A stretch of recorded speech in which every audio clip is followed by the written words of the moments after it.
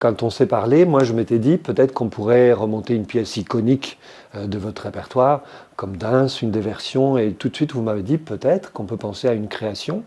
Donc moi je me suis dit tout de suite je vais ramasser ce gant, je vais dire oui bien sûr, mettons ça en place.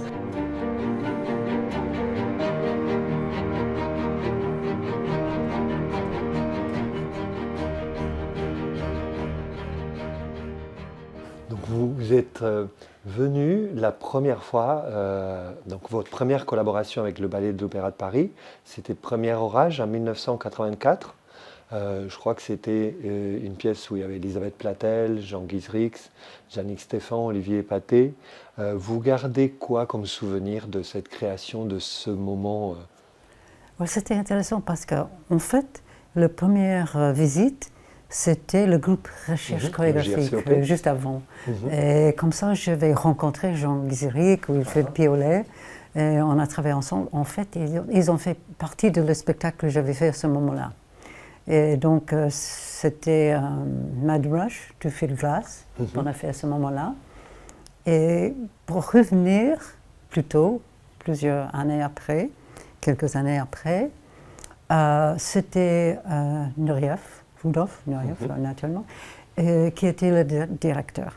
Et il est venu à New York et on se voit. Et elle me dit, Lucinda, vous savez, je savais bien que vous travaillez avec Phil Glass et John Adams. Et puis pour cette production avec l'orchestre, il faut que ce soit quelque chose de plus classique, je pense. Mon Dieu, ça c'est un monde ouvert. De toute façon, oui. Pour moi, c'était quelque chose de différent, ambitieux. Et on a parlé à ce moment-là un peu de l'histoire de sa vie à ce moment-là. On a parlé beaucoup de la période le problème avec les artistes, les grands artistes comme Akhmatova, etc., Shostakovich. Et je pense que c'était très intéressant, cette histoire, pour moi, de découverte à nouveau de qualité comme musique. Et j'avais choisi à ce moment-là Shostakovich, Piano Concerto, pour Premier Orage. C'était une musique, pour moi, très, très, très beau, très différent. Il y avait beaucoup de choses intéressantes par rapport de la construction, rythmique, etc. Et c'était une période très différente pour moi, sauf que j'avais connu Jean Guizrix, c'est tout. Sinon, oui, ça fait le lien finalement. Le fait d'avoir fait cette première pièce, ça a permis. Et donc, alors moi j'étais, comment dire, étonné en arrivant. Je suis arrivé à la direction du ballet il y a 3 ans maintenant. Et donc j'avais l'intention évidemment de continuer à représenter les grands ballets classiques du répertoire, de faire venir des jeunes chorégraphes pour que notre public puisse les découvrir. Et en regardant quand même, j'étais étonné qu'il n'y ait pas eu de suite en fait. Que donc vous n'êtes pas venu pendant très longtemps à l'opéra. Alors bon, évidemment, vous avez été partout dans le monde, vous avez créé dans plein de compagnies, vous avez collaboré avec Bob Wilson, avec Baryshnikov, vous avez fait un solo, vous continuez à danser en même temps. Mais il y a une raison particulière pour laquelle vous n'êtes pas revenu à l'opéra? C'est juste que la rencontre ne s'est pas faite ou... Non, je vois souvent. Brigitte Lefebvre. En fait, nous sommes amis depuis longtemps parce qu'elle était très amie avec Jacques Arnier. Et comme ça, j'avais à ce moment-là. Et je pense, si vous pensez à tous les noms des chorégraphes qu'elle a voulu inviter, c'est the top of her list was not les gens déjà invités. C'est un peu comme ça, peut-être. Mais c'était incroyable ce qu'elle a fait pendant ces années. Quand on arrive comme directeur, on veut toujours amener des chorégraphes nouveaux, faire découvrir des nouveaux chorégraphes. Oui, c'est ça. Plutôt son ambition. Oui, c'est vrai. Mais moi, je pense que c'est important. Vous êtes comme une icône de la danse postmoderne, une femme chorégraphe qui a tout un parcours. Et je pense que pour nos danseurs, maintenant une nouvelle génération des danseurs qui va... alors, certains connaissent votre travail, bien sûr, mais qui vont le découvrir dans le processus créatif et que ça va être très intéressant pour eux d'avoir cette expérience. Voilà. Et donc, par rapport à cette création, puisque quand on s'est parlé, moi je m'étais dit peut-être qu'on pourrait remonter une pièce iconique de votre répertoire, comme Danse, une des versions, et tout de suite vous m'avez dit peut-être qu'on peut penser à une création. Donc moi, je me suis dit tout de suite, je vais ramasser ce gant, je vais dire oui, bien sûr, mettons ça en place. Comment dire, c'est quoi l'idée pour cette création? Ça part de la musique, ça, voilà. Oui, j'ai déjà travaillé avec la musique de Max Richter, Songs from Before, pour parler du Rhin actuellement. J'adore dans les qualités de cette musique qu'on est libre, complètement libre. Ça peut être dans les façons interprétées dans plusieurs façons, même plusieurs façons en même temps. Et c'est très intéressant pour moi, cette qualité. Naturellement, il y a un côté postmoderne, minimaliste, mais quand même, il y a une voix spéciale que j'aime énormément. J'aime bien l'occasion de travailler, encore une fois, pour une création avec son musique. C'est la musique Tout à fait. Qui est l'inspiration de la pièce et qui Tout va à fait. ouvrir Ça une commence fenêtre. avec la musique. Et toutes les répétitions, c'est basé à chaque jour sur le morceau de musique. Donc ça va ouvrir cette fenêtre pour permettre au travail de la vidéo et au travail chorégraphique de se mettre ensemble.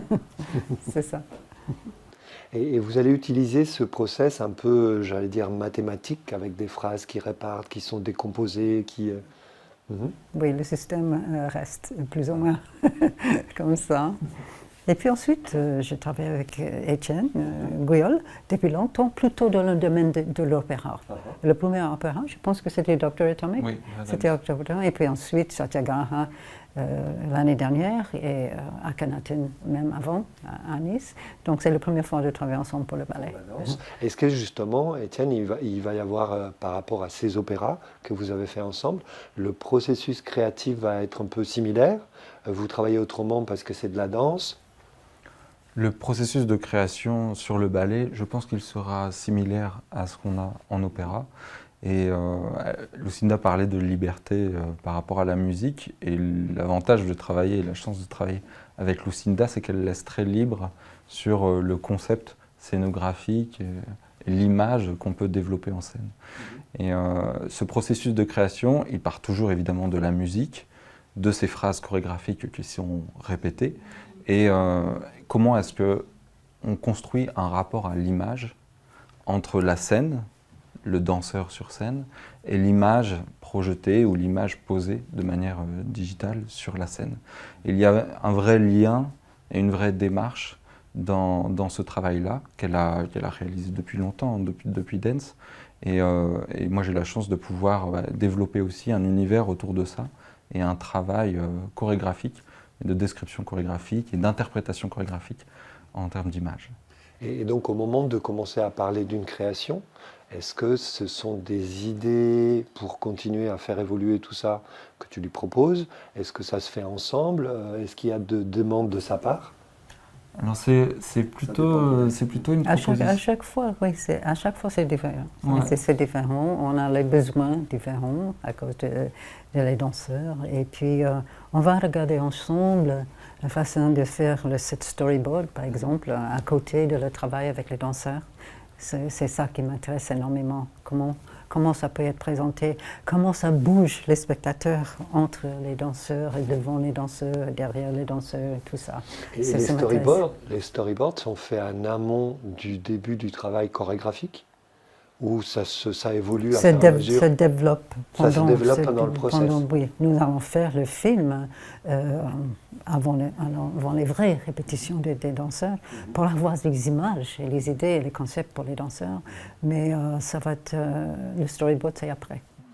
Et donc la participation des danseurs à ces films, ils sont ils sont partie intégrante du process, bien sûr, mais on leur demande seulement de danser ou ils participent quelque part à l'évolution du projet aussi? Alors, ils dansent. Moi, j'ai un tournage à partir de la première semaine de répétition, ou la première semaine de création des premières phrases chorégraphiques que Lucinda réalise. J'arrive avec un dispositif de captation qui me permet de les filmer en film et de les filmer en 3D.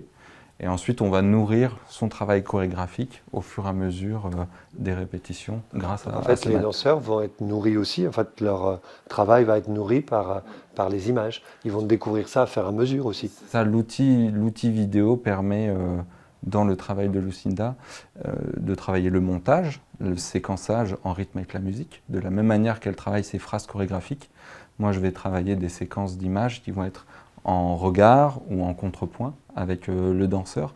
Et il y aura donc un vrai dialogue entre la scène et l'image diffusée. Donc il y a un moment, j'allais dire, magique, ça va être la première répétition en scène finalement. La première fois où ces images vont être mises ensemble, même si vous faites un travail en amont, mais là, quand on va le voir en vrai, en grand, en taille, en dimension de la scène du Palais Garnier. Oui, c'est ça, le regard entre l'image diffusée et le danseur physique. Et sur cette création, on voulait avoir un lien direct, que le spectateur ait un lien direct visuel avec le danseur sur scène. Évidemment, c'est excitant, ça remet plein de choses en question lorsqu'on le voit pour la première fois. Et c'est ça qui va nourrir évidemment le travail de création. Même si les idées de départ, Lucinda les a toujours de manière très claire. Elle sait l'intention générale, elle sait ce qu'elle va travailler dans sa création. Et ensuite, nous, enfin moi, comme les autres collaborateurs, vont venir nourrir et développer cette intention. Est-ce que vous avez un secret pour votre longévité? Le fait de pouvoir être encore en scène, comment dire, de temps en temps, de continuer à penser à des projets, à développer des nouvelles choses. Oui. Ouais, pour moi, la seule chose importante, c'est une espèce de programme, routine pour chaque jour. Et pour que je puisse rester capable de faire les choses. C'est pas une fois par semaine, c'est tous les jours possible. J'ai un programme dans lequel je marque toujours cette heure. C'est la première chose que je fais chaque jour, avant le email, avant tout. Et puis, c'est important pour moi. Sinon, je pense que c'est pas un secret, mais je pense que c'est pour moi important. Une question comme une hygiène de vie, en fait. Ouais. Voilà. Et la création, je crois, fait partie de cette hygiène. Bien sûr, ça a une motivation ça, ouais. de continuer à créer, d'être dans le studio. C'est ça, et moi ça fait une quinzaine d'années qu'on se connaît, et de voir avec quelle intention c'est nécessaire de créer. Et il n'y a pas, je crois, je ne sais pas pour toi, mais il n'y a pas de question de si c'est assez ou pas assez, il y a juste le fait de devoir le faire tous les jours. Et c'est ça qui est beau. En tout cas, je pense par rapport au programme, on va avoir trois créatrices avec une forte personnalité dans le programme Pulsation. Donc vous serez là bien sûr, Martha Graham avec le solo Lamentation. Ça c'est vraiment bien, ça c'est très bien, je suis très content de savoir ça.